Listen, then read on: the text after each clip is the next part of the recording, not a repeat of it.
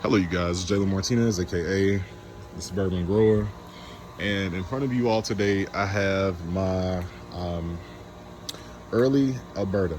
It's always a tongue twister for me for some odd reason, but what I wanted to show you all today is how to alleviate this tree of all of these wild branches. So I have my pruning shears here today, and what I want you all to notice before we get started is all of this stuff that's right here in this middle area.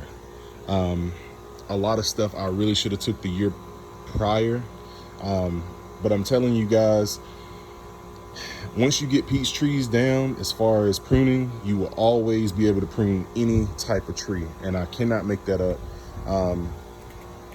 The biggest thing that you want to do is make sure that you make these cuts early and often. Like I said, on a tree that's on the roadside, you always want to make sure that you don't spare anything.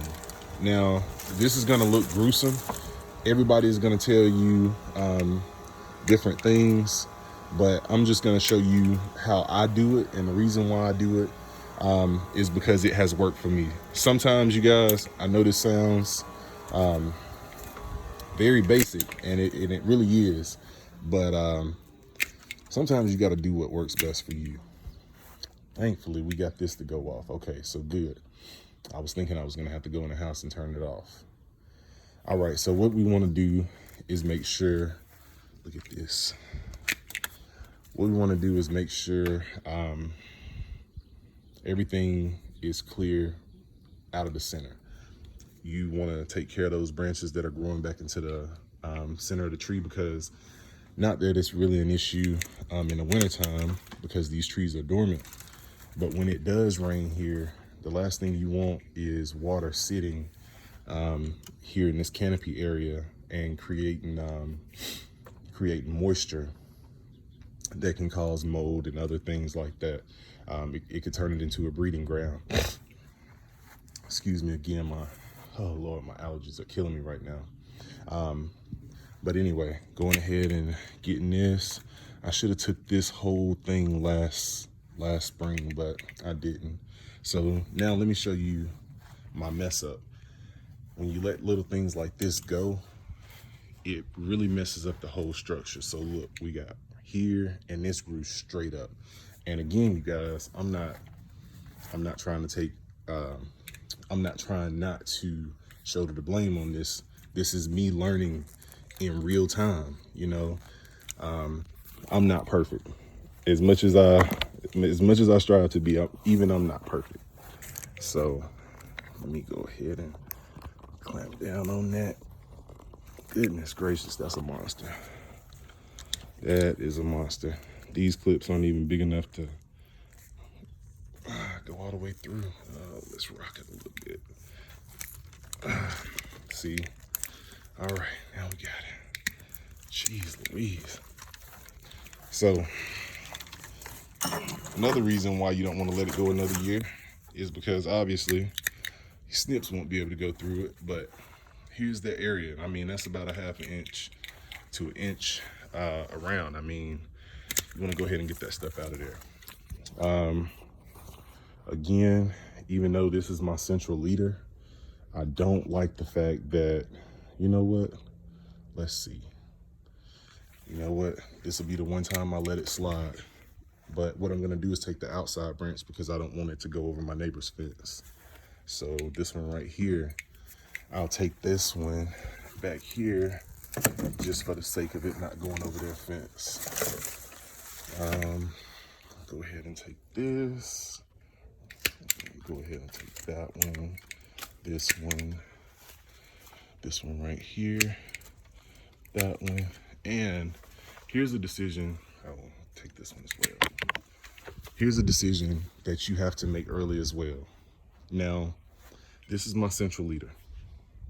However, especially with where this tree is, the last thing that I want is this tree to continue to grow straight up. These early Albertas, these Alberta varieties can grow anywhere from 15 to 25 feet tall and about 30 wide. So with that being said, as you can see, I have my work cut out for me at the beginning of this year, and I always say, if you don't believe me, you can go back and find it. It's under early Alberta. This tree was under this fence, and this growing season, it is about 4.5 to 5 feet over this fence line.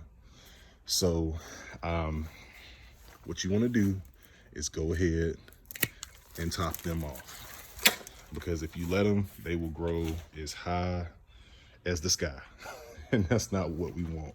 I'm just gonna go ahead and pop this back branch right here. Those other branches are just gonna have to be fine. I can't scalp the whole tree. Take that one and take this one. And all we're gonna do right here, you know what? And take that one too. All right, so I know y'all are probably like, man, this guy is absolutely nuts, but that's totally fine. This will work for me time and time again. I'll continue to do it time and time again. And we'll just go from there. Pop it right here. Get this stuff off. I should have took a before and after picture. That would have been one hell of a picture for the actual clip to view the video, but we'll roll with this. Let's see. So go ahead and take all of these little deformed branches. This tree likes to do whatever it wants to do, honestly. Take this little deformed branch. I don't know what could have been wrong with me earlier in the spring to let all of this stuff fly, but you guys, like I just said, sometimes I look at my decisions and I'd be like, what was I thinking? Like, who was I at that very moment? Again, taking all of these inners. Let's see. All right, and we'll go from here. And we're gonna go ahead and pop this one, 45-degree angle right here. And again, I'm just making sure that these branches are not growing any longer. The last thing that I want is this all over here in my walk path. You guys forgive me. As you can see, that wasp nest that I cut down, the reason why my grass is not cut is because there was a wasp nest in this tree, and that's why I was not fooling with it. So we got that.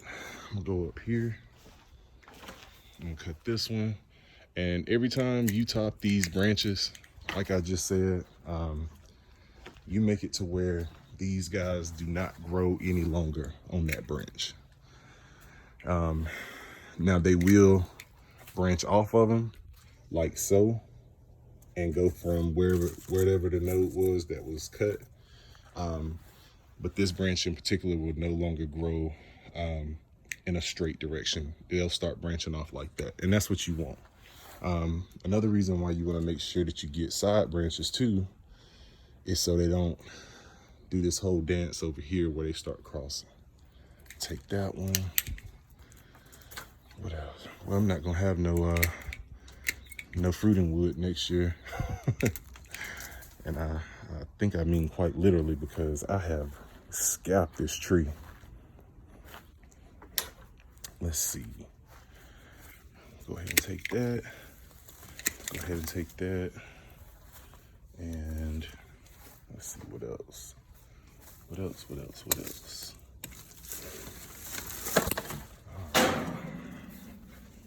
I know some people are gonna absolutely hate this, but I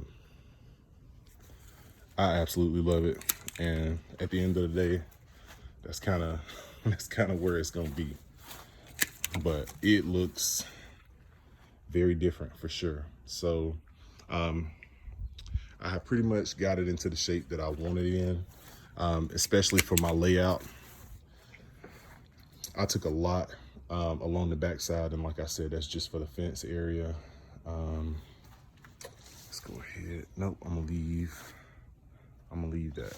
So a lot of my fruiting wood will be on very durable branches, and that is a good feature to have. I know it looks bad. I took a lot, but I'd rather miss a year of fruit and have my fruiting branches on very, very strong limbs that are developed than to have a very weak structured tree. I absolutely love the shape that this tree is in, and it's a little eyesore right now, I will not lie, but I'm gonna rock with it, and we're just gonna go from there.